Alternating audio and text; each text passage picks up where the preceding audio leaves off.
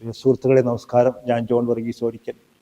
ഞാൻ അടൂരിൻ്റെ മഹാന്മാരെ പരിചയപ്പെടുത്തുന്ന നാൾ വഴികളിലൂടെ എന്ന പങ്ക്തിയിൽ ഞാനിപ്പോൾ ഉള്ളത് ഞങ്ങളുടെ ഇടവക ദേവാലയമായ അടൂർ സെൻറ്റ് ജോർജ് ഓർത്തഡോക്സ് അരമനപ്പള്ളിയിലാണ്. ഇതിനോട് ചേർന്ന് ഒരു സ്മൃതി മന്ദിരമുണ്ട്. പുത്തങ്കാവിൽ തിരുമേനി എന്നറിയപ്പെടുന്ന ഗീവർഗീസ് മാർ പീലക്സിന് തിരുമേനി 51 കാലം ചെയ്ത നമ്മുടെ തിരുമേനിയാണ്. അദ്ദേഹം ഇത് അരമനപ്പള്ളിയായി ഇത് ഉപയോഗിച്ചിരുന്നു. അദ്ദേഹം ആ കാലത്ത് ഉപയോഗിച്ചിരുന്ന അദ്ദേഹം കിടന്നിരുന്ന കട്ടിലാണിത്. ഞങ്ങളിത് വളരെ പരിശുദ്ധമായിട്ട് ഈ ദേവാലയം ഇതിനെ സൂക്ഷിക്കുന്നു. പരിശുദ്ധ തിരുമേനി ഉപയോഗിച്ചിരുന്ന സുറിയാനി ബൈബിൾ നിങ്ങൾക്ക് ഈ പടത്തിൽ കാണാവുന്നതാണ്.